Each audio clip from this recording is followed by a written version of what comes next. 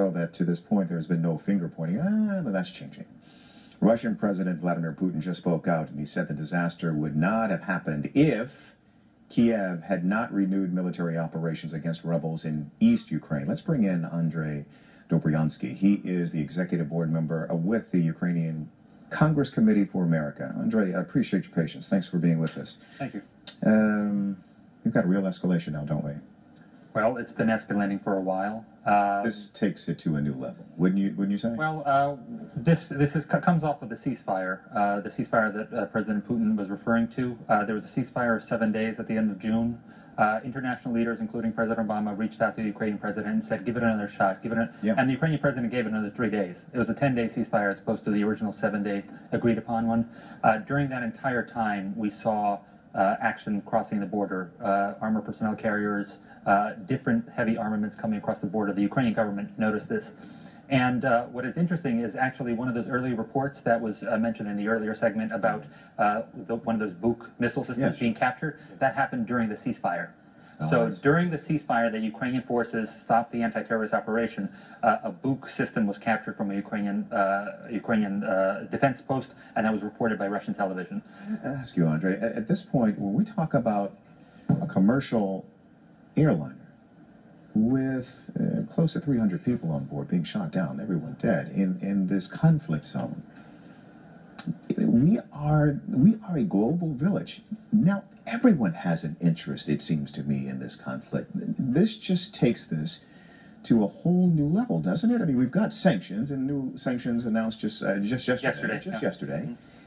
And then on the heels of that, we get an event like this. Where does this go? What territory are we entering in here?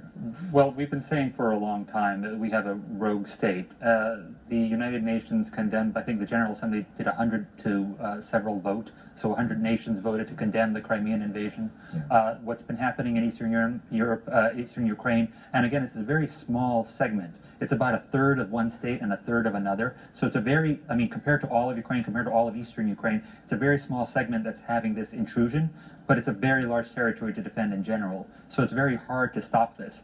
As you're saying, it is a global thing now. We're seeing, it's not only, I mean, I was heartbroken by the pictures of normal Kiev citizens coming to the Dutch embassy because this plane came out of the Netherlands today, and a lot of the passengers were Dutch, so they were laying their flowers there. Here in New York City, the Ukrainian community has called to have a service tonight, and we're going to have a meeting at the United Nations. Everybody is in mourning right now, but we've been in a period mourning as a community every day. I watched yesterday, about 3 o'clock is when it's midnight in Ukraine, and I counted how many soldiers were announced. It was 11 soldiers passed away yesterday in Ukraine.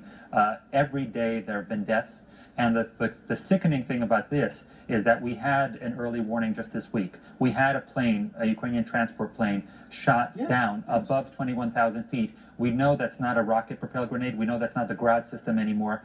We're in a different territory, and that should be the warning to the rest of the world that I'm not saying you shouldn't fly over it. I'm saying the rest of the world needs to start doing the same. There was a meeting actually of European leaders yesterday, which is why the U.S. sanctions were announced late. Sure. They were waiting for the European sanctions to come in, and no European sanctions came in. So, because the Europeans are so concerned about Russia and so concerned about oil and gas and all those, we get those economic reasons, but I would think that this would take.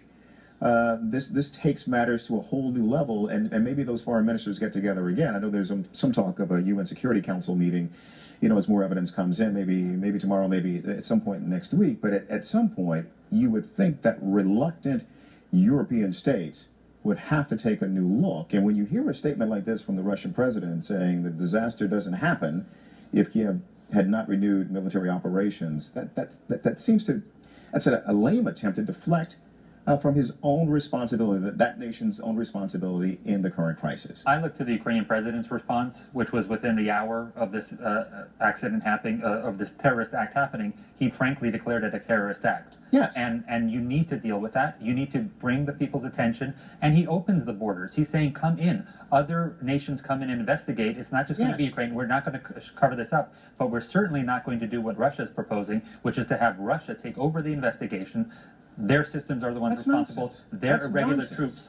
and they're saying that they should be responsible. They will determine the what happened here and report to the world. But that's not going to happen. But yeah, it's hard to imagine the President of the United States offers to the Malaysian Prime Minister Razak, look, we'll give you every bit of help that we can give you, and certainly the President will offer President Poroshenko in Ukraine the opportunity for the NTSB to come to the ground and investigate. But we just have a sense as we sit here, we can't imagine that happening, right? Yeah. And that valuable time is being lost, that the black boxes, the flight data recorders may be gone as well, which totally compromises any chance at a viable investigation, correct? We've been dealing with this since the beginning of the revolution, the Dignity of Revolution in November. We've been dealing with foreign investigators coming in and offering their services. We still have people missing from the beginning of the revolution in Ukraine in November. And then we had the takeover of Crimea. We had independent or foreign nations lending their services to help out, cordon off what's happening with Crimea, make sure people don't get into those minefields in Ukraine, which shouldn't be there in the first place. And now we have this. So all this international support has been building to the fact that you can't just send a couple of, supportive investigators to help out here and there. You have to stop the problem at its root. And the problem at its root is a rogue actor, and that's Mr. Putin. We're not talking about the regular Russian people. We're talking about a rogue actor who has been sending in irregular troops. Do you know what he wants? Do you have an idea? I know you've talked about it certainly more than I have, and I've talked about it a lot. Yeah. Do you have any idea, formed any conclusions as to what it is Vladimir Putin wants? Well, what does he have? He's got all the money in the world. His bank accounts have been sealed from the public, but estimations are he's, if not the richest person in the world, among them. Okay. He's got all the mansions. And I don't want to spend a lot of time. No. But what does he have? He's got all the physical possessions he can possibly. He has all the power within his own nation. Yes. So a over 60-year-old man who has all of that and all the adulation to that, it's really narcissism and some kind of, I really don't, you have to start thinking of him in the sense of a Kim Jong-un, or somebody who has all the power and everything. My. What is he going to do next? Andrij, pleasure. Great to talk to you. Thank you very much. Thank you. Andrij Dobriansky, he is the executive board member with the Ukrainian Congress Committee for America. Stick around. We'll spend some more time with you. And let's get back.